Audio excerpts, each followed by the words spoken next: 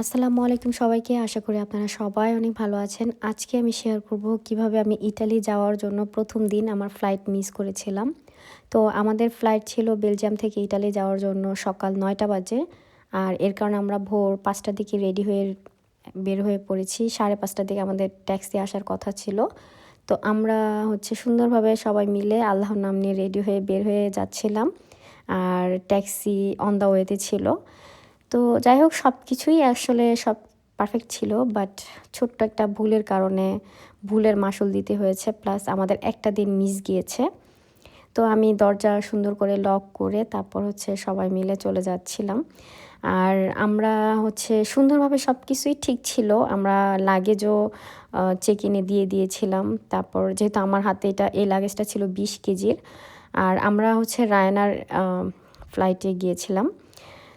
তো এখানে আমি আমার বাসার সামনে ট্যাক্সির জন্য ওয়েট করতেছিলাম। তো রায়নার ফ্লাইট আসলে ইউরোপের মধ্যে বেস্ট। তো এর কারণে আমরা রায়নার ফ্লাইটটাই চুজ করছিলাম। তো যাই হোক তারপর সময় মতো বের হয়ে ২ ঘন্টা আগে গিয়েও আমরা আমাদের ফ্লাইটটা মিস করি। তো আমরা যখন সিকিউরিটি চেক করার পর বের হই, নর্মালি আমাদের যাওয়া উচিত ছিল সরি, ইংরেজিতে বলা হয়, সেকশনে যাওয়া উচিত ছিল, বাট আমরা ভুলে বি সেকশনে চলে গিয়েছিলাম, যেখান থেকে মানুষ কানেকশন ফ্লাইট ধরে আর কি, মানে ব্রাসেলস থেকে হয়তো বা কেউ অন্য কান্ট্রিতে যাবে, এরকম কানেকশন ফ্লাইটগুলো। তো আমাদেরকে আসলে বলা হয়েছিল যে এই সাইডে যেতে হবে, তো আমরা ওই অনুযায়ী, বাট ওরা আমাদেরকে আর বলেনি যে এটা কিন্তু বি সেকশন। যাই হোক, ওরা ভেবেছিল আমরা কানেকশন ফ্লাইট ধরবো। আর আমরাও বোকার মতো ভালো করে চেক করিনি যে আমাদের আসলে সেকশনে যেতে হবে।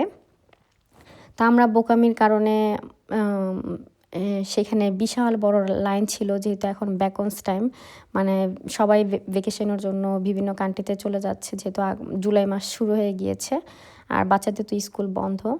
তো আমরা ওই অনুযায়ী ভীষণ বড় একটা লাইন ছিল, ওই লাইনের পিছনে দাঁড়িয়ে থাকতে থাকতে আমাদের টাইম ওইখানে নষ্ট হয়ে যায়। তা আমরা তো বুঝতে পারিনি, আমরা ভাবছি হয়তো আমরা পারফেক্ট লাইনেই দাঁড়িয়ে আছি। তো যখন আমাদের পাসপোর্টটা চেক করার জন্য ওদের কাছে দিলাম, তো আমাদের যেহেতু সবারই ইউরোপিয়ান পাসপোর্ট, তো ওরা হঠাৎ করে বলতেছে যে আপনাদের বোর্ডিং পাসগুলো কোথায়। পরে আমাদের বোর্ডিং পাসগুলো যখন দেখাই, তো উনি বলে যে আপনারা কি ইটালিতে যাবেন না, ডিসিশন নিয়েছেন মানে ঘুরতে যাওয়ার জন্য। তখন আমার হাজব্যান্ড বলে যে না, আমরা তো ইটালিতেই যাচ্ছি। পরে বলতেছে যে না, এটা তো বের হওয়ার লাইন, মানে এটা কানেকশন ফ্লাইট, এটা তো ইটালিতে যাওয়ার ফ্লাইটের লাইন না।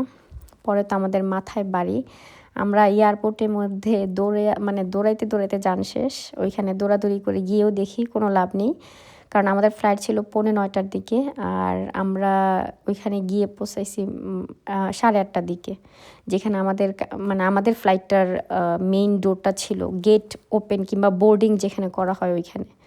8:30 বাজে গিয়েছি, কিন্তু কোনো লাভ হয়নি, কারণ রায়নার ফ্লাইটের বোর্ডিংটা ওরা আগে আগে করে ফেলে, 30 মিনিট আগেই করে ফেলে।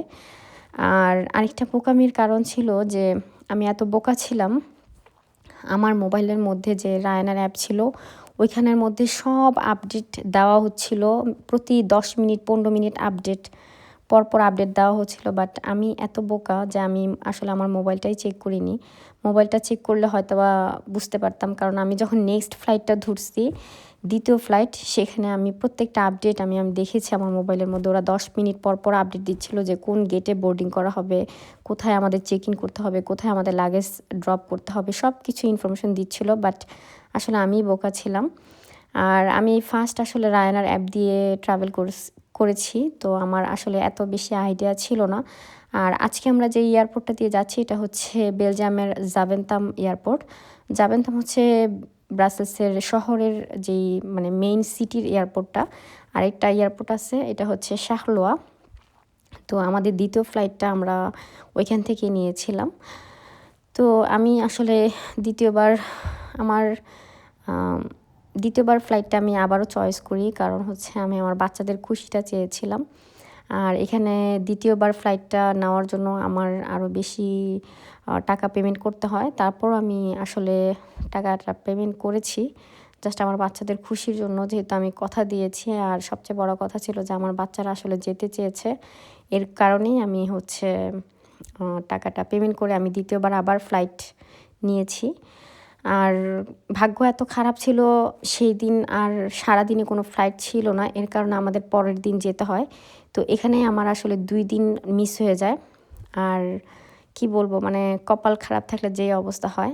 তো এটা হচ্ছে আমাদের বেলজিয়ামের জাভেনতাম এয়ারপোর্ট। এটা ইন্টারন্যাশনাল এয়ারপোর্ট, এটা বিশাল বড়। আর শাখলোয়া এয়ারপোর্টটা হচ্ছে ছোট, এটা ইউরোপের মধ্যে, মানে ইউরোপের ভিতরে যেটাকে বলা হয় অভ্যন্তরীণ এয়ারপোর্ট আর কি, ওইটা। তো এখানে আসলে মানে কি যে বলবো, কীভাবে যে ভুল হইলো, মানে আমার মোবাইলে বারবার আপডেট দেওয়া হচ্ছিল, বাট আমি ভুলেও আমার মোবাইলটা একটু বের করে দেখিনি কিংবা চেক করিনি। যদি চেক করতাম তারপরও হয়তো বা বুঝতে পারতাম। তো এখানে দেখতে পাচ্ছেন যে আমি আমার ছেলে মাসাল্লাহ লাগেজটা ওয়েট করতেছে, ও চেক করতেছে এটা কত কিলো ছিল। তো দেখলাম যে এখানে পেমেন্ট করে তারপর হচ্ছে চেক করতে হয়। আর এই যে এখানে কিন্তু স্ক্রিনে বারবার আমাদের গেট নাম্বার দেখাচ্ছিল, সব কিছুই দেখাচ্ছিল, বাট আমি বুঝলাম না যে আমাদের চোখের পলকে কীভাবে সব কিছু এলোমেলো হয়ে গেল। এটাই আর কি, ভাগ্যে যদি খারাপ থাকে সব কিছু রাইট থাকলেও কিংবা পারফেক্ট থাকলেও প্রবলেম হয়েই যায়। তো যাই হোক, তারপরও আলহামদুলিল্লাহ আমার কাছে সব কিছুর জন্য, সব কিছু সিচুয়েশনে আলহামদুলিল্লাহ, কারণ যা হয় ভালো।